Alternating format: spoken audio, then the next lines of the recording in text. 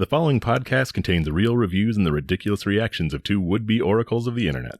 The opinions expressed and presented are mere musings, so please humor their hijinks with a laugh and not by taking anything they say seriously. Seriously.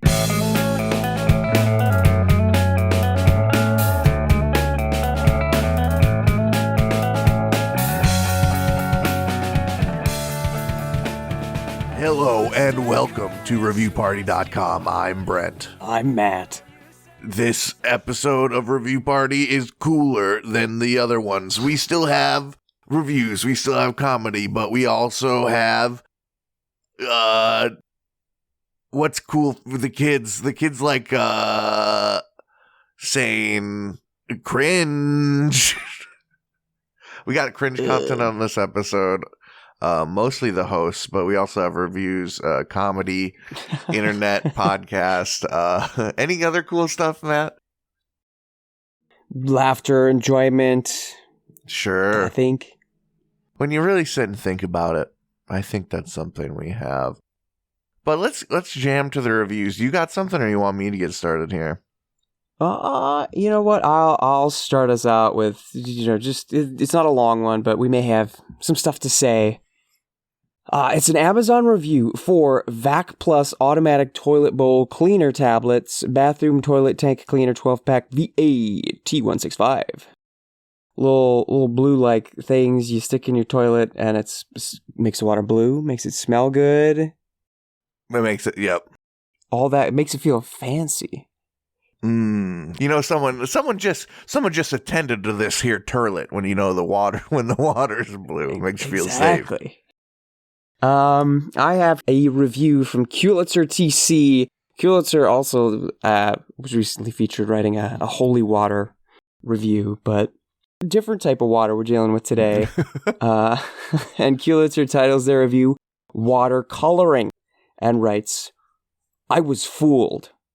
After thoroughly cleaning, I installed one of these tablets. Water became a rich royal blue, perfect for a throne. Yet after inviting that one family member over with the robust power of creation, I found below water level streaks from her works. This is nothing but watercolor and scent. 1 star. So someone came over and absolutely massacred her toilet. In case you didn't take it seriously with cringe content, I hope that made you cringe as much as it did me. Oh yeah, I'm ready to break. I'm ready to break this cringe down. So she had a guest over. The guest decided to drop off a few beached whales in her freshly cleaned toilet. See, she saw the royal blue water and thought, fit for a throne. The guest saw the royal blue water and thought, I'm going to mess this place up.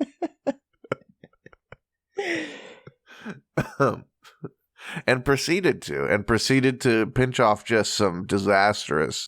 I wouldn't be shook that the blue didn't eliminate all the chance of streaks happening. I'd be shocked that the guest was powerful enough to pierce that veil of royal blue acid water. Yeah, what shocks me the most is that it sounds like the reviewer intentionally wanted to stress test this stuff. I'm inviting over the biggest bopper of them all, and afterwards I'm going to go in and check. We all got that one friend who's is going to blow up the restroom when they come over. That's just their MO. That you bring up, you're giving them the mini tour of the place, and they're paying real close attention to where the bathrooms are. Yeah. Okay, yeah, and toilet paper to the left. Okay, cool, rad, sick, yeah. Okay, this is like the guest room. You guys don't really use this one. Is there toilet in the basement, maybe? Oh, so here's the bathroom, but I don't see the TP. Is that even under the sinks? He's sort of a water closet situation. What's going on? Just you're the hold the roll type. I see. Me, I like a little basket next to the toilet, just so they're right on deck.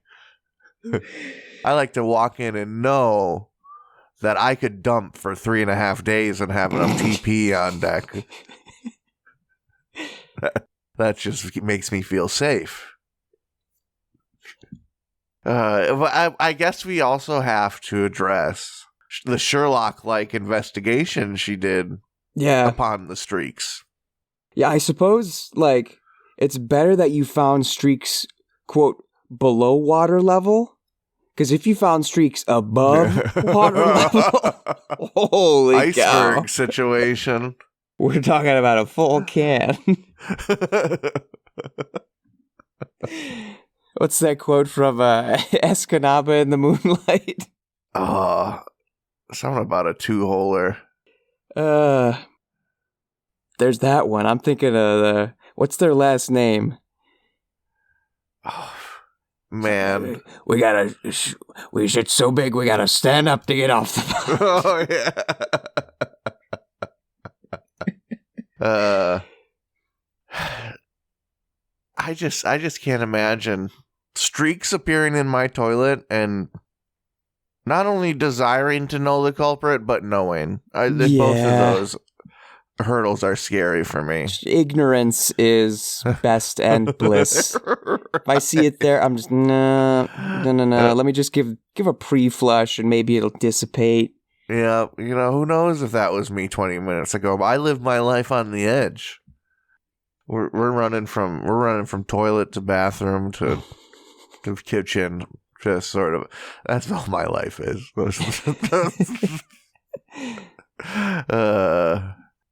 So, I mean, I think we broke it down pretty good. Yeah. I am uncomfortable with seeing the blue and thinking about royalty.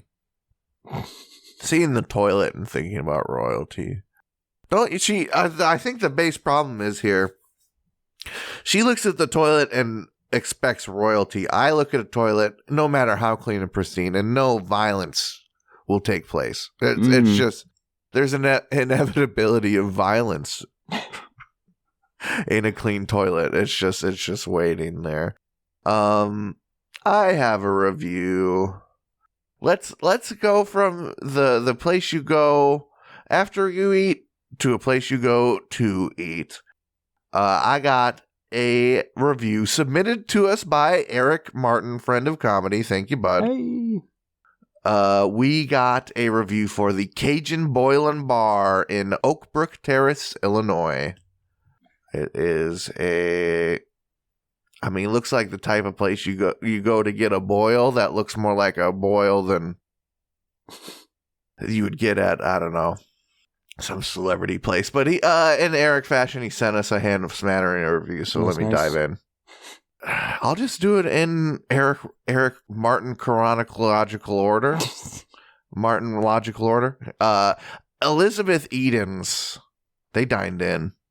We entered and were told a party of 11 had 90 minutes left to eat, and the time was starting. And the time was starting now. Then we waited 40 minutes for our food and drinks. Service was so slow and the atmosphere music was so loud that I couldn't wait to leave. Talking to each other was out of the question, regardless of how you are treated or served. You pay 70% tip, which they add on as a serviceable fee when they leave a space for a tip. Terrible experience and will never return 1 star. That loud atmosphere. That can be intimidating, can it? Yeah, I guess I do not enjoy to dine in a place that's yelling. Yeah, the only sort of place I want to have to raise my voice to speak, I don't know. I don't go to those type of places. I guess a club is as appropriate. Yeah, I guess. Or like Rainforest Cafe when the thunder starts. Other than that. Then you just have to scream over the people that have that dog fear of thunder. They just start in the Rainforest Cafe. Christiana Abaddon writes, ordered Uber Eats and I noticed that there was no option to add lemons. I tried to call and see if I could get a few lemon slices on there. But that lady that picked up the phone rudely told me she can't because I have to pay for it. I told her I was willing to pay for the lemons, and she said she doesn't accept payment over the phone. I was rudely told that the only way I can get lemons is by going there myself and getting lemons. Mind you, this location is 45 minutes away from me, hence why I ordered via Uber Eats. I asked for a manager, and she said she was the manager. She hung up on me while I was talking. I really don't appreciate this treatment, especially being a first-time customer. Is this how you treat your guest over 3 slices of lemons? 1 star. What are you doing? Ordering delivery food from 45 minutes away? I didn't think food apps let you do that. Particularly, remind everyone the name of this restaurant. This is the Cajun Boil and Bar. Okay. My mind says we've probably got like crab and clams and things and shrimps and bigger shrimps. That's not the stuff in general that you want to have. Seafood is a no-go for delivery.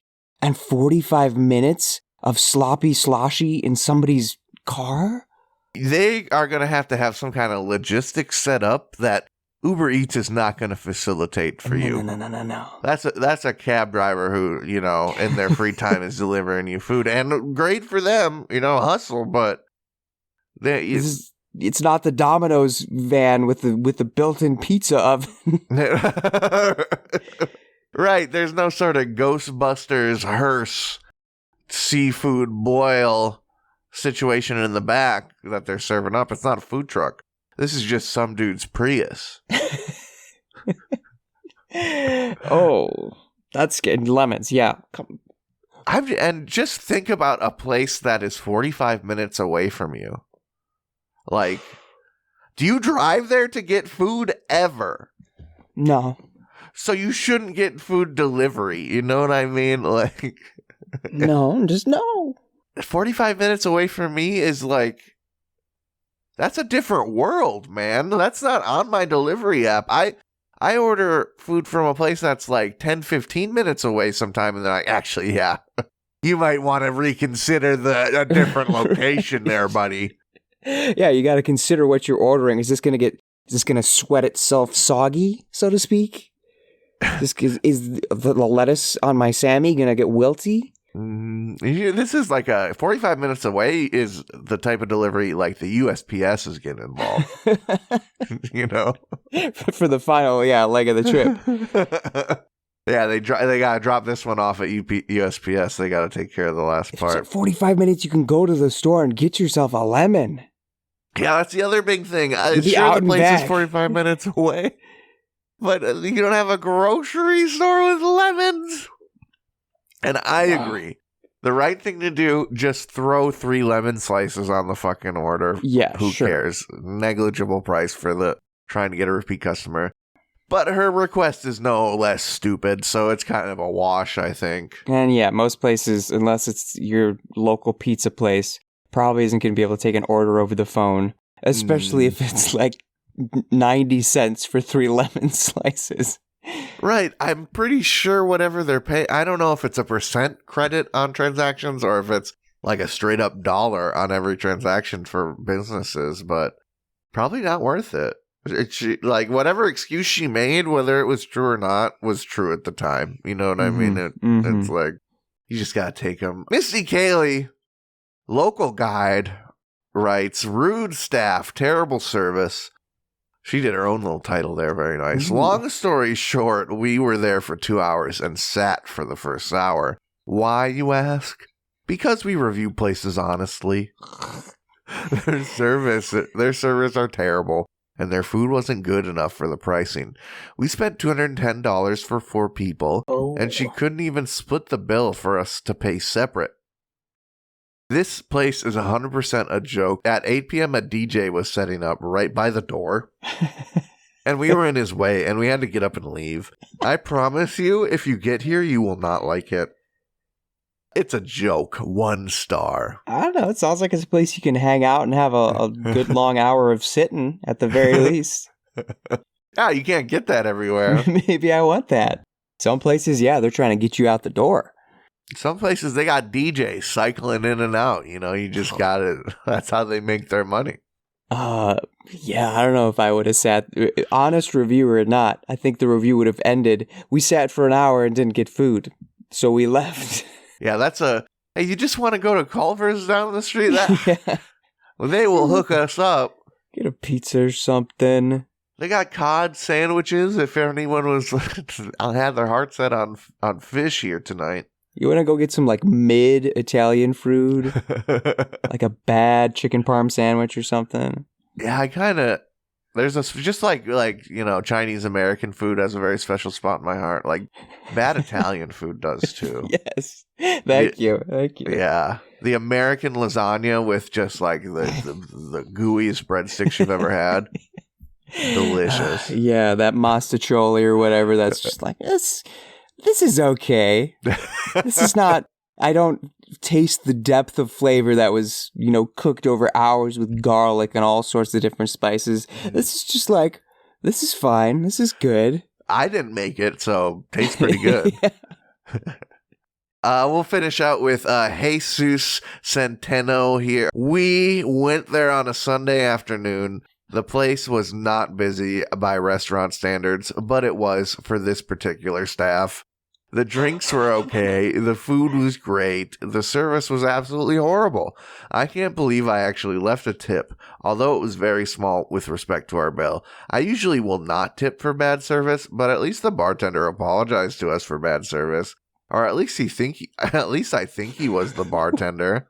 Go at your own risk. If you do, don't go during prime time hours. I'd hate to think how they can handle a real rush. 2 stars. All right, here's the way to feel good about yourself in life. You get some black pants, a black button-up shirt rolled up to the elbows, button down a few, maybe a tie, but maybe button down a few. Mm-hmm. You just walk around with a martini shaker and like, sorry, just go into any restaurant you want. Sorry, it's taking so long, guys, and walk away. Yeah, get yourself a little printed name tag that says Kyle on it. Assistant manager, assistant bar manager, and just walk into restaurants during prime time. Start apologizing to people. Like, oh God, oh no, it's okay. Wow, I really like him. Is everything here okay, folks? Yeah. Oh yeah, I'm gonna fix that right up for you, and then you just walk out the door. Just leave. You feel great. They feel great. They see their bill. They feel a little less great, but hey, you're walking on clouds. If you're doing it right, don't steal from service workers, but you might just find a tip in your pocket. Oopsie. Ooh, how'd that get there? I'm the one who schmoozed Gertrude.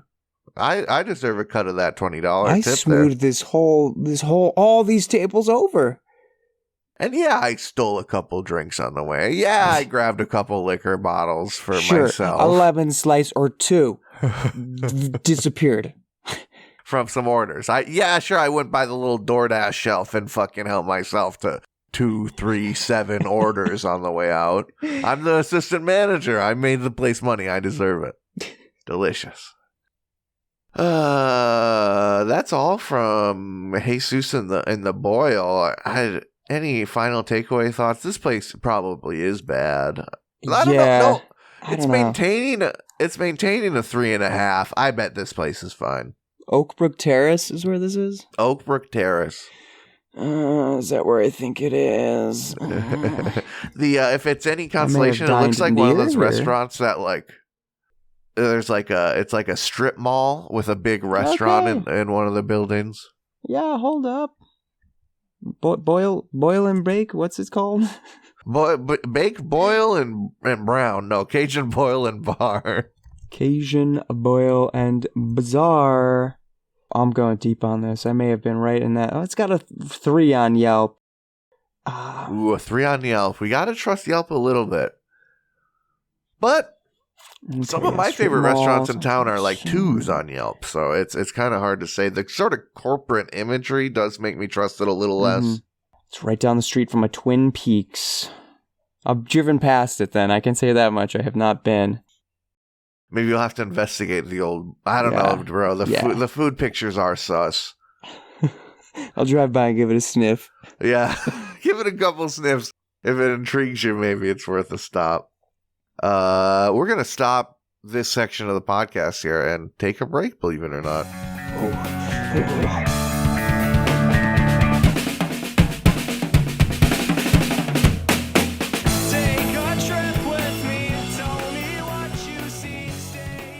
Hey everybody, thank you for listening to our lovely little podcast. If you'd like to go above and beyond in supporting our show, or have the most fabulous conversation starter since sliced bread, go to reviewparty.com.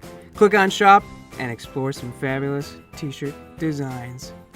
Where's your favorite place to wear a t-shirt? On my body. Mine is at the store. That is a good place to wear a t-shirt. Reviewparty.com. Click shop. Why stop there? Don't stop now. Don't stop me now, because I'm buying a t-shirt. I'm buying a shirt. Ladies and gentlemen, welcome to the second half of the episode, and welcome to Upon for the Review. And this one will shake you. This one will shake you and break you. It will break your heart and your psyche and everything you... Let me backtrack. What is Upon for the Review? It's the segment where we look at the things we thought we knew and we figure out how little we knew about them at all. We've talked about how slinkies were invented for military purposes. We've talked about how sticky notes and other things were invented most likely for military or space age purposes. And recently we also talked about white airheads and how that mystery flavor came about and what it is.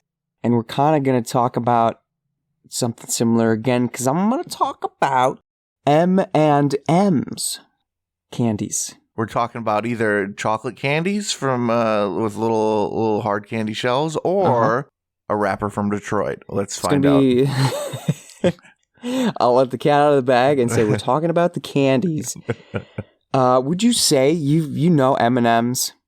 I've come to know M&M's intimately over my lifetime. Well then, what I'm going to tell you is probably going to shake you and break you. But let me go back to the start. M&M's were introduced in 1941. They were like for soldiers. There was a war going on. I don't know if you're familiar. In 1940s, it was something that, quote, wouldn't melt in your hand. You may have heard. Gotcha. Because the soldiers, M1 Grand in one hand, a big chocolate bar in the other. They're like, oh, geez. Melts in your mouth. This is built for combat. Not your hand. Apparently, the concept was potentially copied by Forrest Mars Sr. from Smarties. Not the Smarties we know, but like the chocolate Smarties. The Canadians. Yeah, which he encountered during the Spanish Civil War, 1936 to 1939. In any case, what I really want to get at here is when M&M's were introduced, the colors were red, yellow, violet, green, and brown. Does this have any? Yeah, do you have a visceral reaction to that at all? It's the only time I can picture purple is those gross, like, purple and white. I don't even know what holiday they put those out for. Yeah, sort of like frou-frou purple, right? Right.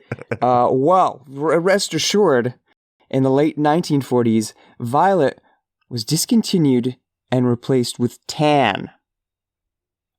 So there's tan and brown. Tan and brown, correct. So in the late 1940s, it was red, yellow, tan, green, and brown. People in the 1940s loving beige food. Yeah. Also, sidebar, when they introduced peanut M&Ms, they were originally only tan, but then they made them tan and red and yellow and green, I believe. Peanut M&Ms should be all yellow. I'm not going to explain why, but I know you all agree with me. Yeah, for sure. Anyway, moving forward, in 1976, Mars eliminated red color M&Ms because of health concerns over red dye number 2. and replaced them with orange M&Ms. They did this even though M&Ms did not contain red dye number 2. They did it just to make people feel better. Some things never change. That sounds like a very 2024 move. Yeah. I think that's just right. 10 years later, a student at the University of Tennessee started a joke campaign to reintroduce red M&Ms that eventually became a worldwide phenomenon. So red M&Ms were reintroduced, and orange M&Ms, the replacement, were just kept in production. Mm-hmm. So our colors in the 80s, 86, 10 years after the red went away and came back, is red, orange, yellow, green, brown, and tan. It's on one hand, what's wrong with more colors? On the other hand, it's getting a little busy. A little busy. That brings us to our next bullet point on the timeline. In early 1995, Mars ran a promotion in which consumers were invited to vote on which of blue, pink, or purple would replace the tan M&Ms. Blue was the winner with 54% of the votes, replacing tan in late 1995. I can't say I remember that. We were 3 or 4. Right. M&M's marketing in the 90s was just like a beast. So it sounds like something I've seen before, I feel like. Yeah. Without a doubt, in our lives, we have eaten tan M&Ms. And our parents have known tan M&Ms and thought that was normal and nothing strange. And we haven't heard anything about it. But they were there. Sure. And now, these days, you can get M&Ms in any color you want. The Easter egg speckly M&Ms, those are great, by the way. You can get M&Ms with a little, wiener printed on the back. You get your face on it. You can get your girlfriend's butt on it. They've got all the different fillings now. The pretzel one's good. Oreo one's bad. I don't know that I've had the Oreo. They might have been limited time, but they're pretty rank. I had the white chocolate candy corn. Jesus. Which came in white, bright yellow, and orange. They were very sweet. And of course, in this day and age, green hashtag canceled. The green M&M's too horny, and then it wasn't horny enough. Yeah, I can't keep track. Issues. In any case, the main thing I wanted to comment on was tan. Tan M&Ms were a thing. Sure. And purple were, and then purple kind of came back, and now purple's just kind of special sometimes. Yeah, the purple, it does. Purple especially makes me think Skittle, not M&M. But sure. Who knows if that's my brain or if that's just marketing taking its toll on me. Oh, I'm looking at tan M&Ms. Yeah, they don't look good. It makes the rainbow of the M&M pile look just like trash. Like, I don't want that. Yeah, it looks generic. Maybe it's the Reese's Pieces vibe, and I'm a Reese's Pieces hater. Okay. Yeah. Yeah, we're looking at just like a pile, like a background pile of M&Ms in all the different colors. And the tan next to the brown, just, I don't know, it's too much brown. Yeah. Blech. You eat with your eyes. You eat with your eyes, and that doesn't look like... Looks better with blue. Like, picture the mascot M&M as a little tan guy. He's just sickly. He looks sick. They go to the hospital and visit their tan M&M friend. Yeah, the gaunt, little frail M&M. His shell's a little thin. Yeah, you can see the cracks. Like, like there's a little too much pressure on him in the bag. Yellow's like, ooh. I don't know. Yellow says something offensive, and then red punches him, and everyone's like, "Oh my god!" Yeah, you can't do a mascot M&M skit with the tan one in it, or else it's gonna get dark. Yeah, it just brings the whole vibe down. Yeah, tan M&Ms is crazy, but ask your parents. I want to know what the people that lived in the now. Maybe I'm an idiot. Maybe tan M&M's tasted the best. Were you a color separator kid? You get your M&M pile and you gotta separate them into colors? Not an always color separator, but a sometimes. Sure. For the novelty of it. Yeah. I can respect that. I'm looking at Purple. Purple M&M has got her own mascot. Oh, when they did just the girls. They did the girls. Purple's kind of sexier than green for my taste. I shouldn't say sexier. More attractive. If Purple was a human, I think I'd hang out with her more than green, you know? Yeah, agreed. Brown looks like her shit don't stink. I think that's... Yeah, Brown will... she makes the money in whatever relationship there is, for sure. But you notice how her little Mickey Mouse glove, she has like the yeah, she's got like cufflinks or something. Yeah, or snap gloves. And high heels, whereas Purple's got regular gloves and some she's some got Timbs. Like Doc Martens or Timbs.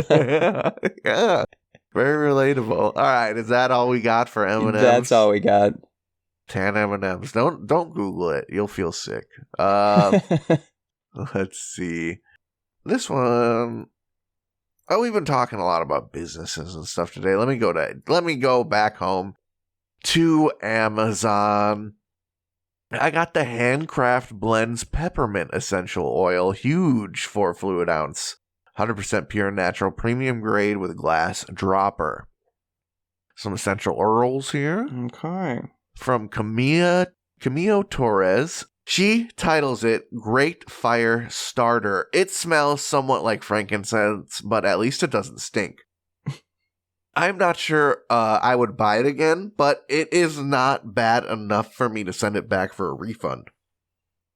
And yes, it is highly flammable, so I use it when burning incense. It has been very useful and unruly. Charcoal tablets won't stay lit. Do not try this at home unless you have a cast iron incense burner with a cast iron lid like myself. I literally sprinkle some drops of this oil on the charcoal and around it, and then any kind of flame will light it up like fire starter fluid. So the charcoal tablet either lights again or stays lit, with the benefit that the smoke smells like frankincense instead of butane. A lol. Note, I wouldn't use butane in my incense burner. Anyway, I can't recommend it unless it's on a dirt cheap sale, because I do find it useful as a fire starter for my charcoal incense burner. 3 stars. Yeah, that doesn't seem like something that should do. What about peppermint is like lighter fluid? I know. I don't know. Oils, Sure. when you're cooking in the kitchen, oil equals danger flammable. But when I'm thinking about like peppermint or lavender oil, I guess that's not in the same world as this could be bad for fires or good for fires if you're looking for fire. Gives me images of, a dad with his wicked aviator sunglasses wrapping around, squirting liquids on the charcoal grill and it just flaring up. Smells like my aftershave, huh? Some minty burgers. The cast iron incense is very extra, right? That's very crazy. I think so. I am not, nor do I plan on being an incense burner. But yeah, I think wood people use a lot. Carved wood, I think ceramic of various varieties. Cast iron, like what, are you going to pass this down to your great-grandchildren? I've been on the incense game just because it's cheaper than candles. But I think, as soon as the accessory game starts outclassing the candles themselves, then it's not good. You're going to a goddamn blacksmith to make your smelly stuff holder. And wait a minute, the mixture. Okay, I'm gonna take a step back. Like, you won't be an incense burner. I just think everyone's got their good smell item, but once you start bringing in more than one good smell item, once you start crossing the streams, once you got the essential oils diffuser and the candle and the incense and the wax melts, it's like, come on. You are assaulting nostrils at that point. Exactly. You can't, they're all going to cancel each other out. too much for you to even understand. I think, I don't know if the essential oil marketers are genius or if they totally lost the script making essential oils more than just good smell juice. You know what I mean? Like, yeah. if they're like, oh yeah, diffuse this oil in your house because it makes it smell good, I'm all about it. If they're like, oh yeah, diffuse this peppermint so you can transcend humanity, that's where they kind of lose me. Yeah, it's a bit excessive. Don't promise me what you can't deliver. Right, if I can't burn frankincense and myrrh and become Goku, then I can probably sue them for false advertising. But getting a massage with this is probably nice. Do you have a review? Oh, yeah. I do. I have a review of a product that was sent to me by friend of the podcast, friend of us, friend of the show, Ed Fernandez. Howdy. Howdy. This is an Amazon review for a paperback titled "This Ho Got Roaches in Her Crib," an urban satire. Let me see if I can send you the picture so you can describe it as we love to do. Oh, it is, I mean, it does have some of our typical romance novel cornball vibes. Mm-hmm. But it has a man in the foreground. He's stressed. He's got both hands on his head. He's going, ah. There's a woman in the background, in her crib, presumably. Mm-hmm. Her walls look like shriveled leather. Her, and it's brown and is about to be tanned. She's on the computer. Her laptop is just sort of open and floating. No, I think that's a bad old keyboard Photoshop. I can't really tell. Anyway, she's sitting at a desk. There seems to be garbage everywhere. She's got a table.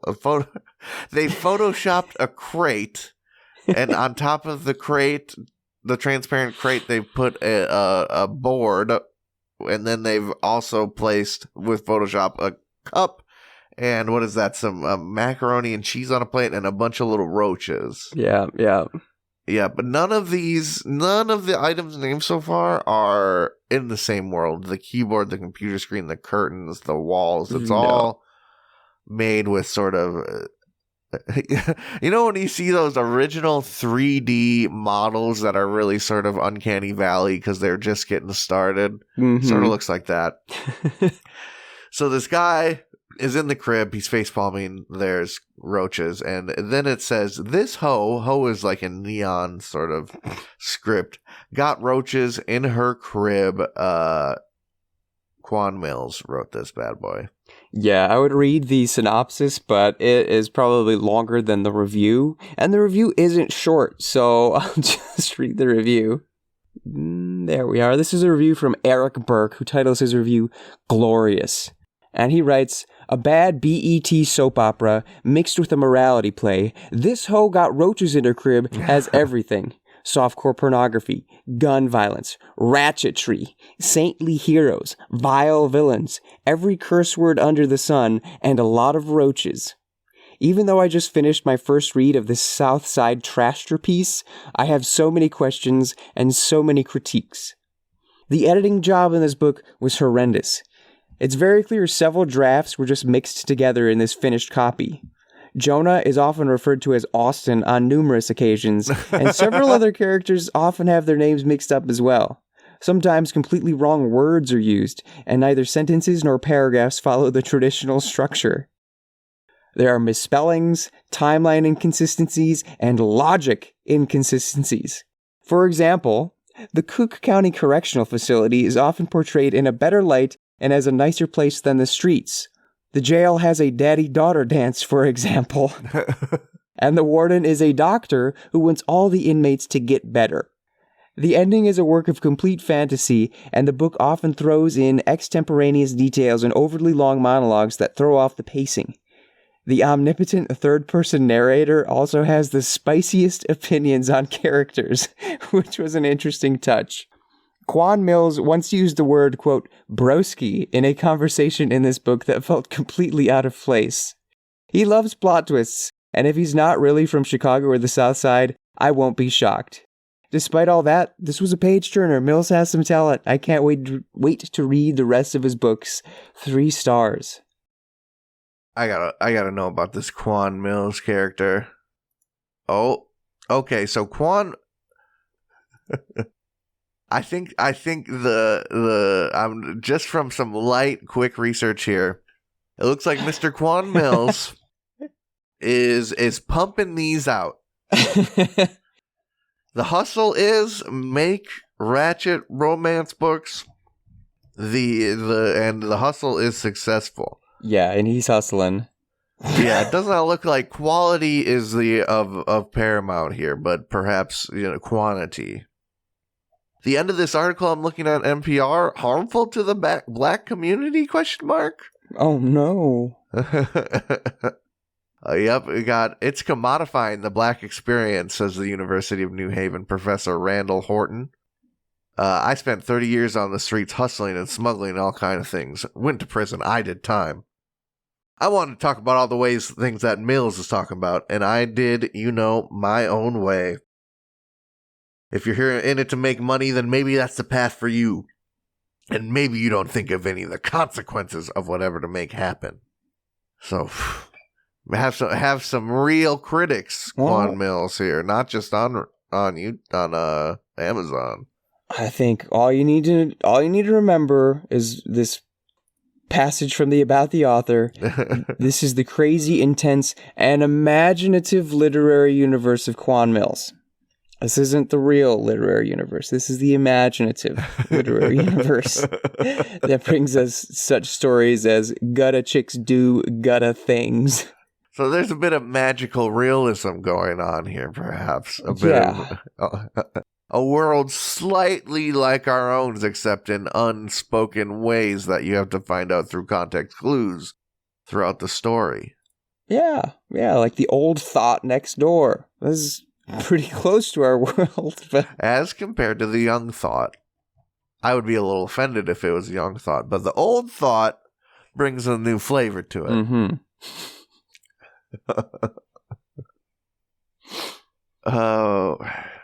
I mean, can we speak on the world he's created here? I really like the characters being named different things.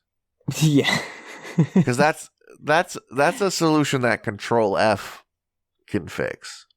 Yeah, any person who actually reads the book in one sitting, as your editor should do. Yeah, I think they should probably read it a few times at least. That should be caught.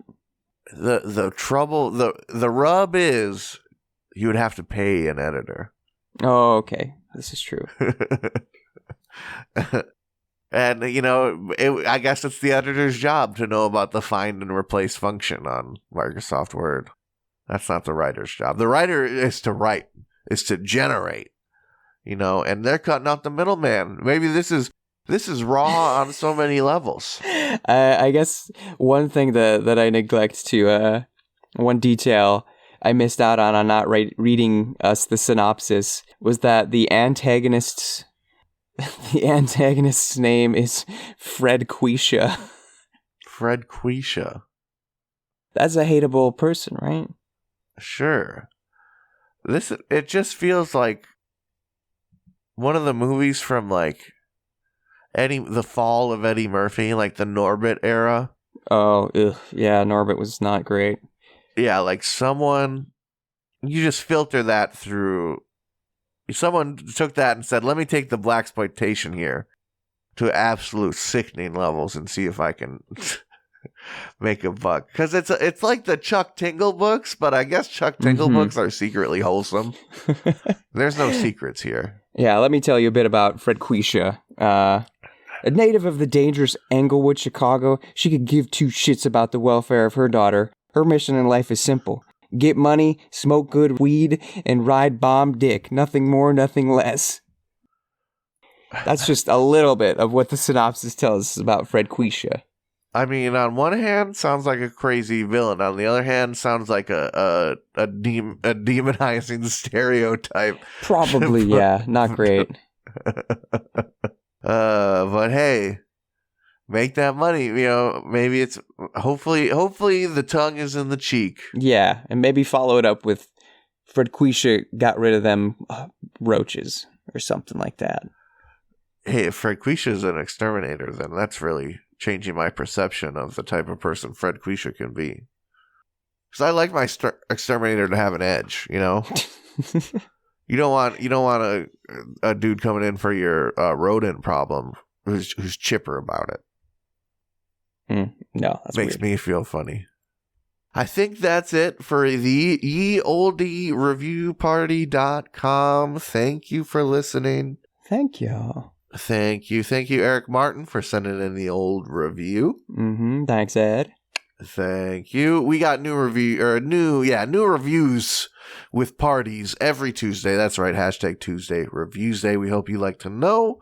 If you'd like to send in a funny review, pop over to the inbox, reviewparty.com @gmail.com.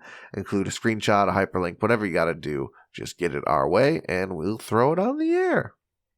If you want to reach out to us in some other way, shape, or form, what up? We're on social media @reviewparty.com on Instagram and TikTok.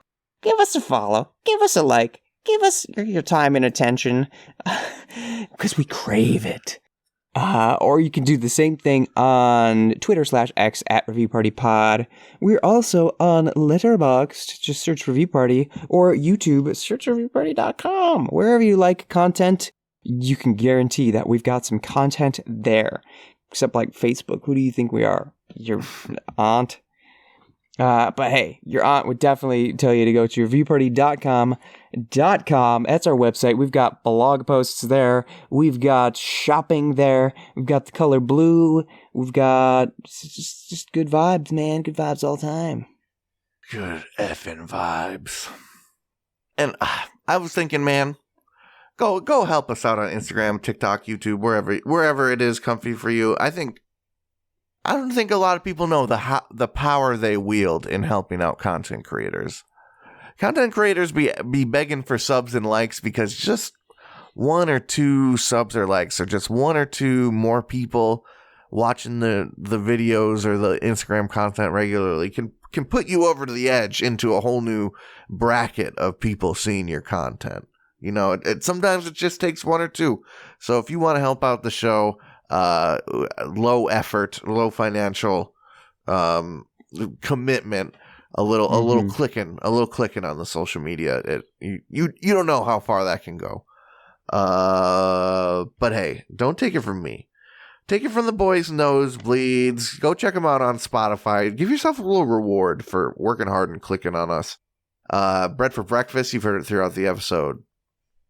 And hey, you can find more of their great songs on Spotify, for example. Just search Nosebleeds, one word. Let me finish the podcast with a review from Amazon.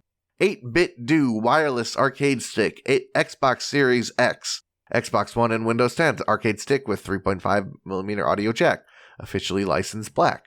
It's a arcade fight stick. Cool. Jackie titles their review Too Finicky. They write, cord is very sensitive. Treat this thing like a fragile crystal. 2 stars.